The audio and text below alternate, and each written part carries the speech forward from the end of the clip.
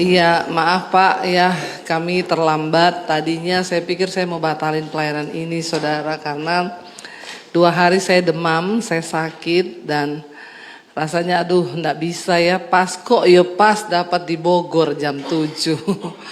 Dari Jakarta itu pergumulan, apalagi saya pulang dari Ambon, ya mungkin kecapean keliling ya, tetapi ya kalau saya ada, saya percaya itu karena kemurahan Tuhan, amin. Kita semua ada. Setiap pagi kalau kita masih bisa buang air kecil, buang air besar, itu kemurahan Tuhan, saudara. Karena kalau enggak kita sudah di rumah sakit. Kalau sudah di rumah sakit, coba ya, bagaimana kita bisa beraktivitas. Karena tubuh ini kalau sudah terkapar tuh, saya baru merasakan ya, orang tuh kalau sakit tuh nggak bisa apa-apa gitu ya. Walaupun banyak keinginan kita, banyak kerinduan kita, tapi kalau udah sakit dalam kelemahan tubuh, ya memang gak bisa apa-apa. Makanya kalau sehat ingat Tuhan, amin. Jangan nanti sakit baru ingat Tuhan, amin. Khususnya buat bapak-bapak ini ya. Kalau tubuhnya masih sehat dijaga, amin. Ya supaya hidup itu kita bisa menjadi berkat. Nah, tema firman Tuhan hari ini adalah menabur kebaikan menuai berkat. Saudara, kita percaya bahwa hidup ini dikatakan bahwa dalam hidup ini ada hukum yang namanya tabur tuai, ya.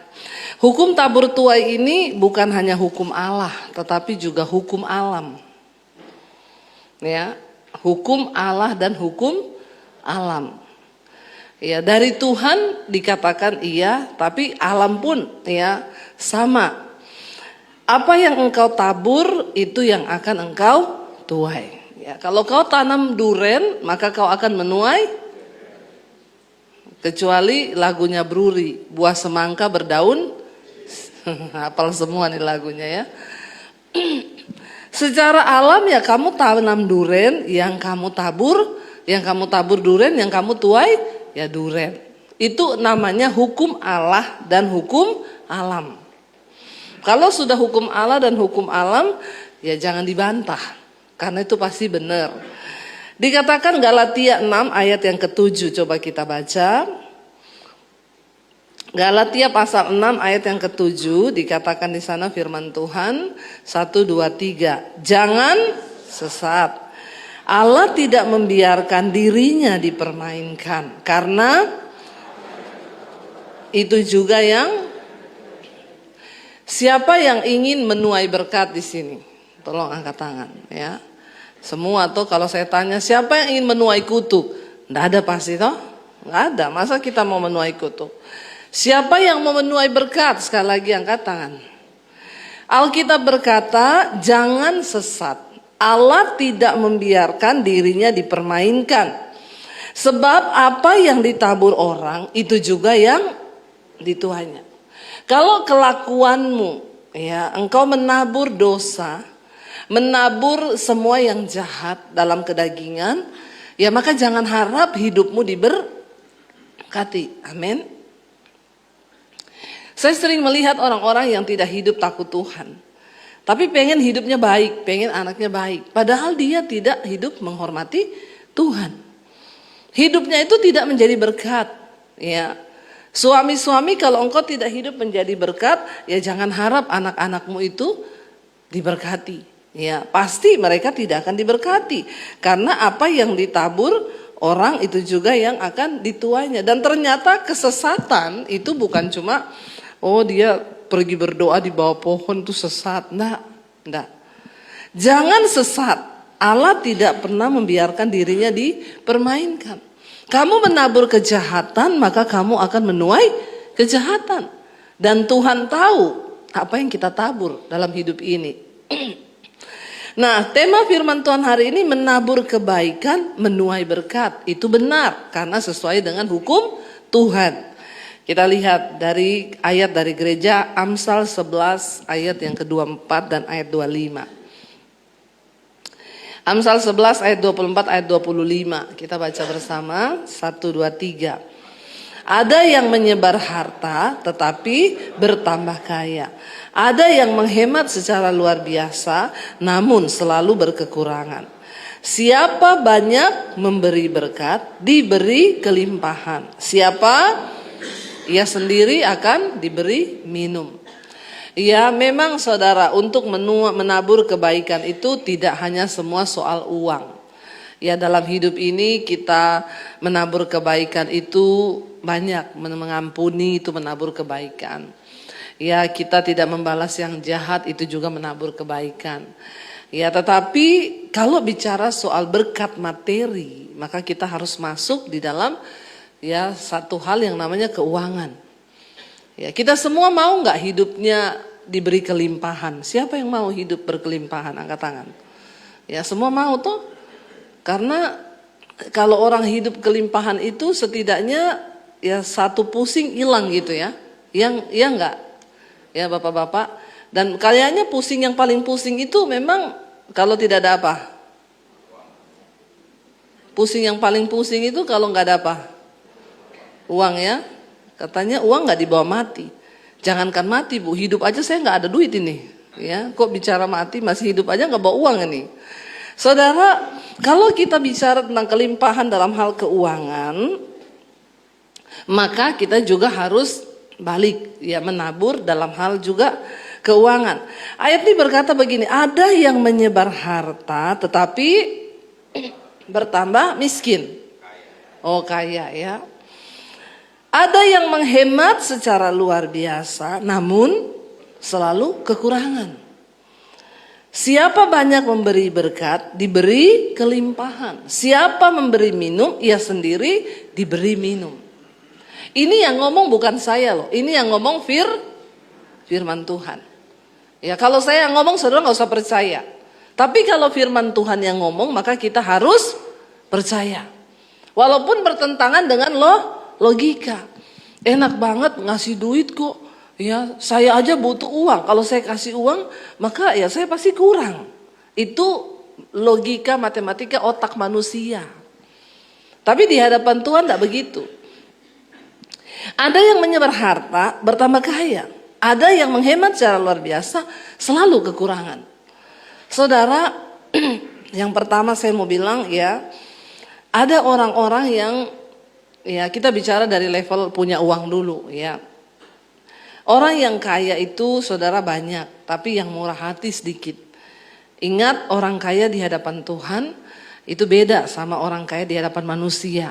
Kalau manusia mengukur oh kaya itu dia punya mobil banyak, punya tanah banyak, punya uang banyak, itu kaya di hadapan manusia. Tapi kaya di hadapan Tuhan itu berbeda. Mungkin dia punya sedikit, tapi hatinya itu penuh dengan kemurahan.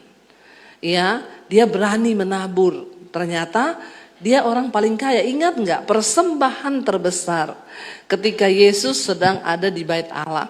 Lalu banyak orang datang memberi persembahan. Orang kaya kasih yang terbesar. Tapi Yesus tanya kepada murid-muridnya. Ada seorang janda miskin yang beri cuma berapa peser logam. Tuhan tanya yang memberi yang terbaik siapa? Ya, mungkin secara perhitungan manusia, oh itu yang ngasih ya $100. Tapi Tuhan bilang enggak, yang memberi yang terbaik. Yang paling kaya dari semua mereka yang hadir saat ini adalah janda miskin itu. Kenapa? Karena dia memberi dari kekurangan. Tapi yang lain itu memberi dari kelimpahan. Ya kamu punya uang 1 miliar. Kamu kasih 1 juta, terasa enggak? Ya enggak terasa. Ya, tapi manusia yang nilai, dia kasih 1 juta loh. Ya. Tapi ketika ada seorang janda yang dia cuma punya uang mungkin 50.000 hari itu. Tapi dia beri 50.000. Atau 5.000 lah, jangan 50.000, 5.000. Ya. Lalu dia kasih 5.000. Anak saya tuh kadang kita tuh ada mesbah doa onsite saudara ya. Dia ada kolektor lah ya. Dan memang kolektor itu selalu habis untuk operasional ya Pak Adi ya. Bapak selalu tahu itu ya. Kalau harap dari kolektor habis buat operasional saudara. Untuk kasih PK pemusik, untuk bayar security, untuk kasih kebersihan itu selalu. Anak saya itu kadang hitung kolektor, Mam ada yang ngasih 2.000. Saya bilang kamu jangan menghina loh. Itu siapa tahu orang yang tinggal punya uang 2.000 terus dia kasih, itu terbesar loh di hadapan Tuhan. Ya, tapi kalau yang punya uang banyak ngasih 2.000 tuh kebangetan, terkutuk sih. Bertobat saudara ya. Masih ada nih orang Kristen datang ke gereja ngasih 2.000 nih bertobat. Nih ya. Saya tidak bicara soal saudara kasihnya berapa, tapi Tuhan menilai loh. Makanya saya bilang sama anak saya, kamu jangan hakimi loh yang 2.000 itu. Kalau dia tinggal punya uang 2.000, dia memberi yang terbesar loh di hadapan Tuhan. Ya kalau memang tinggal tuh dia punya. Ya lain cerita, ini ada yang pakai tas LV ngasih 2.000. Ini anak buahnya syaitan ini. Terus hidup mau diberkati. Jangan saudara lihat orang dari penampilannya. Banyak orang terlihat kaya padahal miskin di hadapan Tuhan. Yang ngasih 5.000, memberi ya ke toilet 5.000. Saya ngasih orang di toilet 100.000. Saya kaya banget gak? Enggak juga. Yang lebih dari kaya banyak. Yang lebih kaya dari saya banyak. Tapi soal hati saudara, ketika kita ini mau punya kemurahan. Saya tahu kalau saya khotbah begini nanti sebagian orang gini, ya iya kan karena itu kan orang kaya memberi. Kalau kita ini pas-pasan, ya berarti kau pelit. Ya, jangan tunggu kaya baru memberkati. Sikap kemurahan hati harus dimiliki dari waktu kita masih miskin. Saya ini pernah miskin. Ya, saya yakin nggak ada yang lebih miskin dari saya di sini. Saudara pernah dikejar debt collector nggak? Yang pernah angkat tangan? Nggak toh? Berarti saudara lebih kaya dari saya kan? Saya dikejar debt collector 2 tahun. Ya, bukan karena saya nggak mau bayar, memang nggak punya duit. Ya, saya pernah hidup tanpa uang 1 sen pun di tangan saya. Tapi itu tidak menjadikan saya pelit. Ya, kemurahan hati itu sikap yang diwarisi dari Allah. Karena kita bertobat, kita dekat dengan Tuhan, maka kita diwariskan sikap-sikap, sifat-sifat ilahi. Kalau ada orang bilang dia Kristen tapi dia pelit, kau belum ketemu Tuhan. Orang kikir gak masuk surga saudara, ada ayatnya. Ya, yang tidak masuk surga itu banci, pemburit, orang bersinah, ya penipu. Salah satunya apa? Orang kikir, gak masuk surga. Ya, jadi kita gak bisa berkata, oh saya kan, ya itu kan karena Bu Dewi kaya. Enggak, saya pernah bersaksi, saudara pernah dengar, saya tinggal punya uang 50.000. Dipinjam orang 50.000. Bergumul saya dengan suami. Bertarung dalam iman, lah besok susu anak saya habis. Tapi yang pinjam itu anaknya sakit tengah malam. Kami bergumul, Tuhan bicara, kesusahan sehari cukup untuk sehari. Besok ada kesusahannya sendiri, saya kasih tuh uang 50.000. Jadi jangan bilang, ya kita kan miskin Bu, bagaimana kita bisa menabur kalau kita masih miskin. Kemurahan hati itu sifat ilahi yang diturunkan Allah bagi orang-orang yang sudah bertobat. Ya, supaya bisa melakukan kebaikan ya kita harus bertobat dulu, ketemu Tuhan baru bisa punya kemurahan hati. Makanya saya kalau lihat orang pelit, aduh maaf saudara kau belum ketemu Tuhan. Nanti ya orang pelit-pelit itu dia pikir kalau dia simpen uangnya, dia kekap uangnya ini, wah dia pasti nanti akan tambah kaya. Enggak, nanti kau sakit. Terus berobat. Saya sudah banyak dengar orang-orang kaya begini, Bu. Saya tuh berobat kemarin 200 juta habis. Kau pelit. Percayalah saudara, bocornya itu dari situ.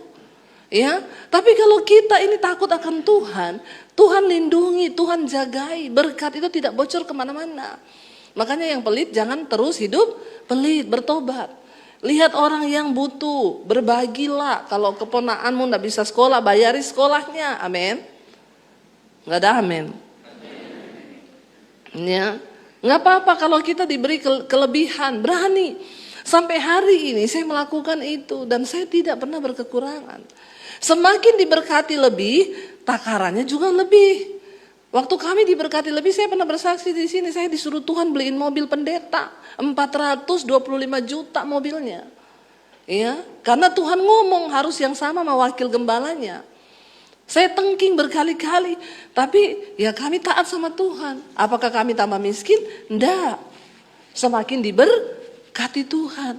Ya, ini muka-mukanya kayaknya muka enggak percaya semua. Kalau sudah bicara uang, orang Kristen ini memang mukanya, tapi saya enggak takut. Karena saya pun melakukan. Ya, dan saya bukan jadi pendeta yang minta-minta uang saudara. Saya ajar juga kepada hamba Tuhan di desa kalau kami seminar. Jadi hamba Tuhan jangan pernah jadi hamba Tuhan mata duitan. Apalagi ketemu orang kaya terus jadi celengan babi. Banyak kan orang itu kalau ketemu orang kaya terus jadi celengan babi mukanya. Supaya apa? Diisi. Nggak usah. Sumber berkat kita dari Tuhan.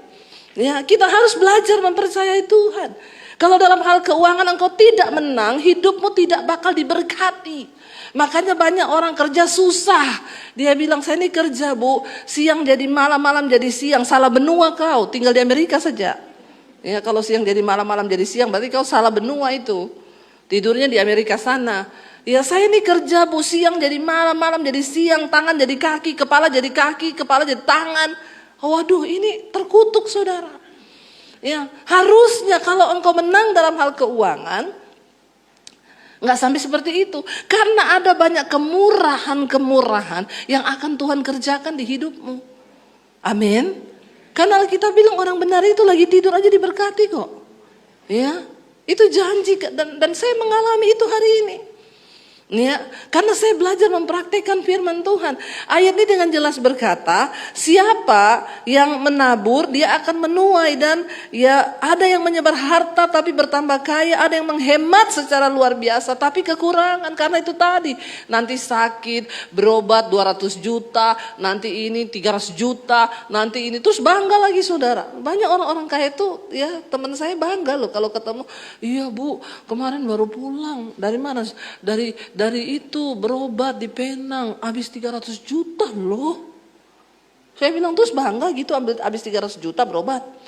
Iya, bangga itu saya kemarin habis 300 juta kenapa? Bangun gereja di desa, itu top. Amin. Itu top. Tapi kalau bangga, kenapa? Habis 1 M, kenapa? Berobat. Makanya jangan bilang kanan kirimu, jangan pelit kau. Bertobat bilang. Ya, ayo hidup ini saudara, tabur tuai. Apa yang kita tabur, itu yang kita tuai. Nah saya melihat bagaimana Tuhan memberkati. Ya, bagaimana kita ini melihat ya Tuhan itu menyertai kehidupan pelayanan kami, mencukupi. Dari perkara kecil kami terus belajar setia kepada Tuhan. Bahkan saya pernah cerita ketika ya pandemi kami cuma punya uang 10 juta. Nggak tahu mau hidup bagaimana. Di tengah kekurangan pun tiap ada tukang ojek datang ke rumah saya kasih sembako. Ya, saya belajar walaupun berkekurangan. Ya, karena saya percaya hukum Tuhan ini. Akhirnya setelah pandemi 2 tahun, ada uang 2 M di tabungan kami dari YouTube. Tiba-tiba YouTube kami dimonetisasi, dapat uang dari YouTube. Puji Tuhan toh. Ya, dapat uang. Saya tanya, Tuhan ini uang buat apa? Tuhan bilang bangun sekolah misi. Ya, taruh uang 2 M itu untuk pembangunan sekolah misi. Secara manusia ya bisa buat apa-apa dulu kan. Tapi Tuhan mau begitu, ya udah kami taat. Waktu bangun sekolah misi habisnya 4,5 miliar. Uang dari mana? Ya, belajar lagi. Saya sempat bilang sama suami, ya udahlah nanti saya umumin di YouTube, suruh menabur jemaat di YouTube.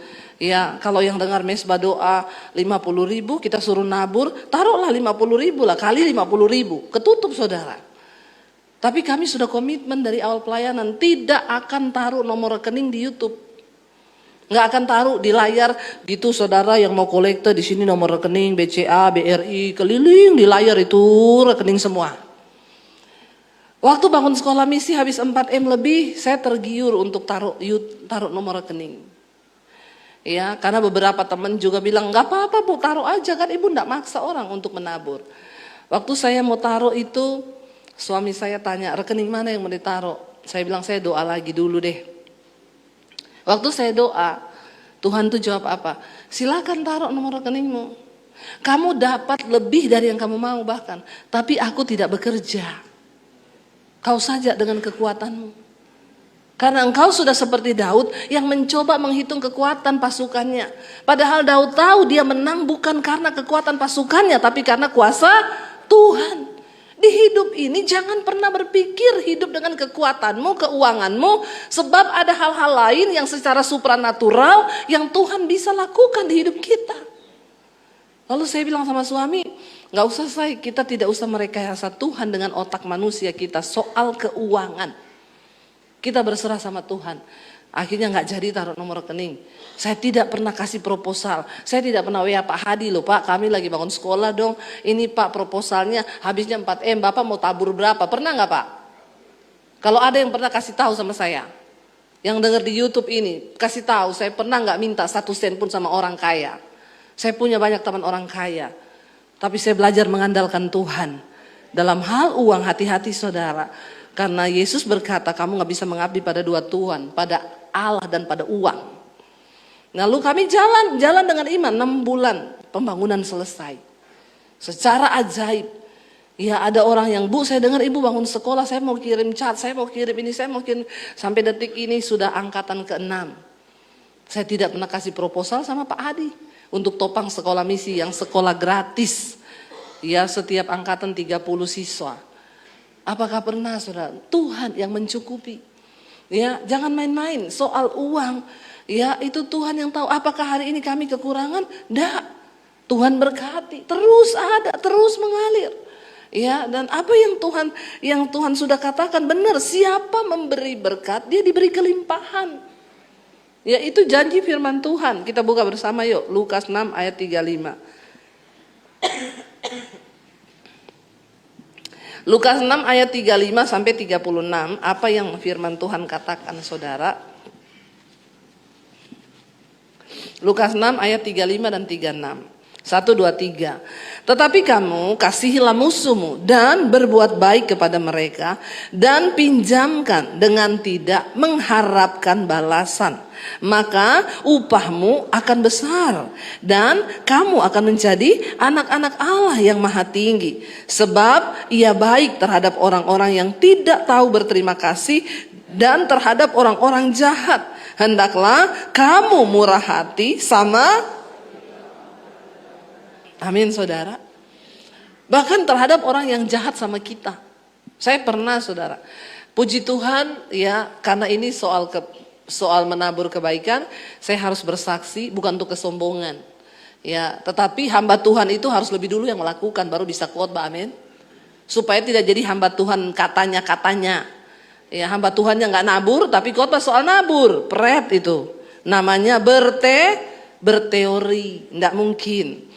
Setelah kami diberkati lewat YouTube, puji Tuhan, setiap bulan ada puluhan pendeta yang kami berkati. Ya, mulai dari 1 juta, 1,5, 2,5. Kalau yang ada anaknya kuliah, saya kasih 2,5 juta. Gembala-gembala, ya itu puluhan saudara, setiap bulan. Ya, saya tergerak sendiri dan Tuhan yang menggerakkan. Lalu tidak pernah diem, ada pastori atau gereja yang kami bangun ya setiap bulan. Selesai satu lagi. Selesai satu lagi. Apakah kami tidak punya pergumulan? Punya. Saya ini lagi nyicil tanah sekolah misi. Ya. Punya pergumulan. Tapi saya waktu itu beralasan begini, Tuhan kan ini sudah saya ini lagi nyicil tanah sekolah misi. Tadinya dipinjamkan tapi akhirnya dijual. Ya tadinya saya nggak pengen beli, tapi lewat beberapa peneguhan akhirnya Tuhan suruh kami beli tanah itu. Ya hampir 5 miliar saudara. Dan saya tuh bilang, Tuhan kan kami ini lagi ada tanggungan nih bayar cicilan tanah. Berarti saya stop dulu yang lain-lain. Ya, yang lain-lain stop lah Tuhan ya, supaya uang ini saya alokasikan. Apalagi ada orang yang saya tabur tiap bulan itu ternyata dia jelek-jelekin saya di luar. Ya, jahat saudara orang ini. Saya taburi dia tiap bulan, tapi dia jelekin saya di luar, nama saya padahal saya tuh enggak terlalu dekat. Ya, ada loh. Dan ini duri dalam daging. Saya dengar dari beberapa orang, saya pengen hentikan, tapi Tuhan tegur dengan ayat ini. Ya, Tuhan bilang begini kan. Ya, upahmu akan besar di surga. Allah yang maha tinggi, bahkan musuhmu itu dibilang ya, berbuat baiklah kepada mereka, kepada musuhmu, ya, beri pinjaman, jangan berharap ganti. Ya, maka upahmu akan besar loh, kata Tuhan di surga, dan kamu akan menjadi anak-anak Allah yang maha tinggi. Sebab ia baik terhadap orang-orang yang Tuhan itu baik bagi orang yang tidak tahu terima kasih, dan terhadap orang-orang yang orang jahat. Bahkan untuk orang jahat dia masih baik. Buktinya dia terbitkan matahari untuk orang jahat. Tuhan tidak pilih-pilih ya. Oh di rumahnya orang jahat itu tidak usah ada matahari, terus gelap rumahnya gitu. Ya jadi kalau kita jalan, itu rumah orang jahat tuh ya, tidak ada matahari tuh ya. Berarti jahat dia, enggak toh. Mau jahat, mau baik sama-sama dapat matahari. Dikatakan di sini saya kaget waktu dapat ayat ini. Tadinya saya bilang saya mau stop, terutama sama dia itu orang nggak tahu terima kasih, jahat. Tapi saya dapat ayat ini. Ya, dikatakan hendaklah kamu murah hati sama seperti Bapamu murah hati. Lalu saya bilang, Tuhan, saya stop dulu ini karena saya mau fokus untuk nyicil tanah. Saya alihkan ke sana. Nggak ada taburan buat hamba Tuhan, nggak ada pembangunan gereja dan pastori di desa. Saya alihkan ke sana. Tapi Tuhan tuh ngomong, nggak boleh. Itu harus tetap jalan. Nanti yang ini ada, tenang aja, kamu berjalan dengan iman. Berat nggak saudara? Berat.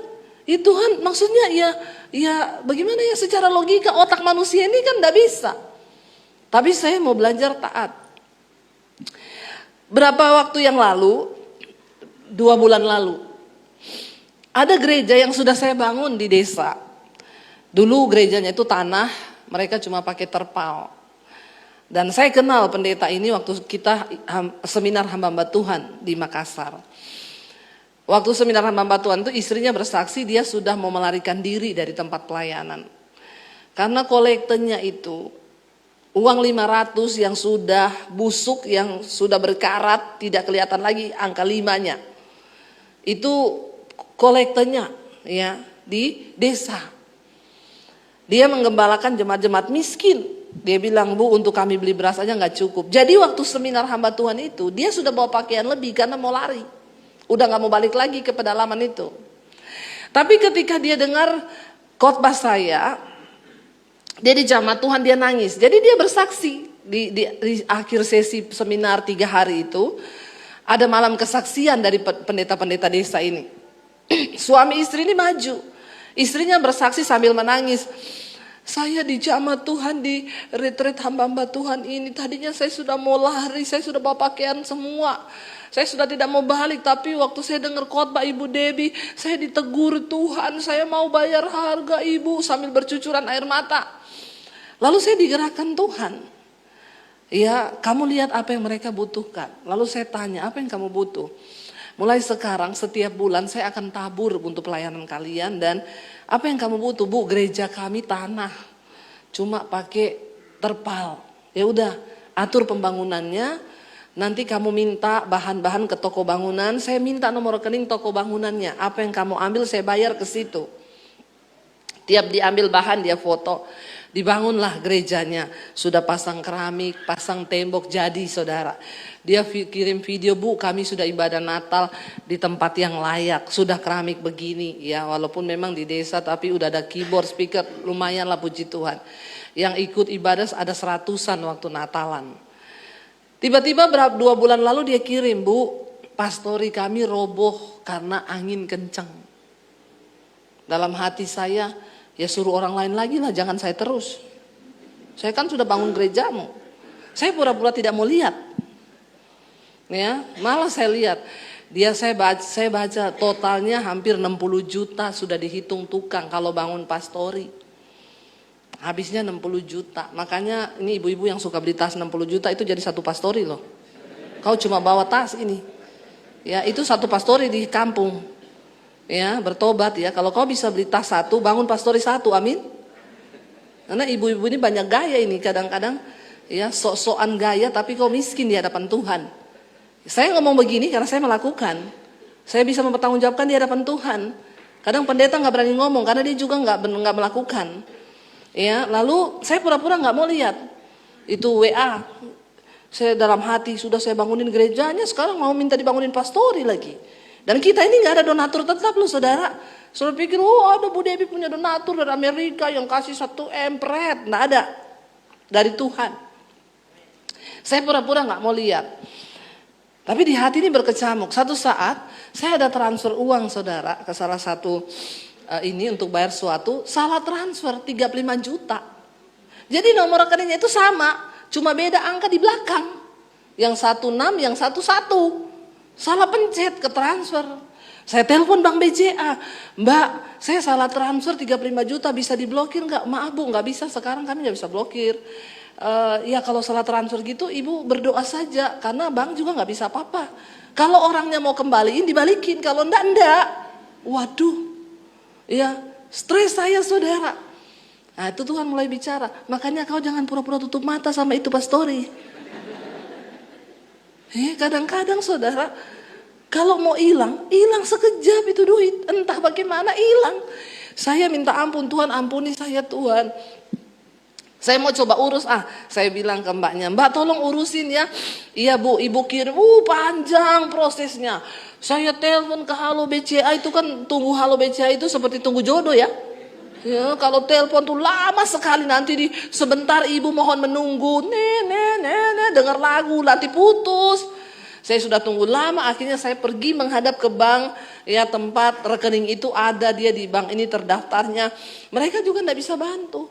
Ya kami akan fasilitasi, tapi tergantung orangnya Bu. Kalau orangnya kembalikan, ibu terima balik. Kalau enggak. Akhirnya saya bernasar begini, Tuhan kalau uang itu balik, saya bangun itu pastori, Tuhan ampuni saya. Lama loh saudara, 1 bulan lebih prosesnya. Ya, akhirnya orang itu balikin. Ya saya bilang, oke Tuhan saya tidak mau ambil uang ini. Ya mengerikan ya kalau Tuhan ambil berkat kita itu saudara. Aduh sedetik aja cuma salah pencet 1 angka. Hilang sudah. Akhirnya balik saya WA dia. Oke. Jadi bagaimana? Mana fondasimu? Mana foto-foto anumu ini Bu? Ya udah kamu pergi ambil seperti biasa di toko bangunan. Ya ambil bahan-bahan. Jadi sekarang sudah lagi proses pembangunan saudara. Ya saudara ya, dan ternyata saya plong akhirnya. Ya terlebih berkat memberi daripada menerima itu benar. Ya makanya saya tidak rela tuh beli tas mahal, beli apa mahal. Ya saya kalau pakai tas mahal tuh percayalah dikasih orang. Kasio. Semua kasio. Ya jadi saya bersyukur kemurahan Tuhan itu terjadi. Ya dalam hidup kita. Saudara, saya ini cuma perkara kecil ya tentang kemurahan Tuhan. Bagaimana ketika kita ini hidup belajar menabur. Saya tuh bilang sama suami, aku tuh pengen ya sekali-sekali gitu, pengen punya kalung berlian salib. Supaya saya khotbah itu pakai kalung berlian salib tuh keren gitu. Tapi setiap kali lewat di toko berlian saya tanya, enggak jadi beli. Kenapa? Mahal. Bisa nggak saya beli? Bisa, saya bisa beli, bisa. Tapi di hati itu enggak tega. Karena jadi 1 pastor itu. Ya, kalung berlian jadi 2 pastori. Tiba-tiba saya pelayanan di satu tempat. Habis pelayanan ada ibu-ibu masukin sesuatu ke tas saya. Bu, nih ya, saya digerakkan Tuhan beliin ibu kalung. Sampai di rumah saya buka ini, berlian asli. Nggak usah tanya harganya. 2 pastori. Tapi saya nggak beli. Ini loh contoh kemurahan Tuhan. Ya, kita nggak perlu beli sesuatu yang mahal waktu kita pengen. Tuhan tuh kasih loh. Saya nggak beli, tas saya nggak beli, semua saya nggak beli, Tuhan kasih. Ya asal kita nih tahu bagaimana melakukan dengan kita. Saya nggak suruh saudara bangun pastori, enggak. Tapi kau jangan jadi orang yang pelit. Lihat kanan kirimu, belajar. Lihat orang di pinggir jalan susah, kau punya uang, berbagilah 100.000 di dompet, kasih dia 20.000, mungkin itu berguna untuk makan, amin. Karena kita nggak pernah tahu kan. Ya, ayo saudara, dikatakan oleh firman Tuhan, karena Bapamu itu adalah murah hati, makanya kamu juga harus murah hati. Terakhir Pengkhotbah 11 ayat yang pertama.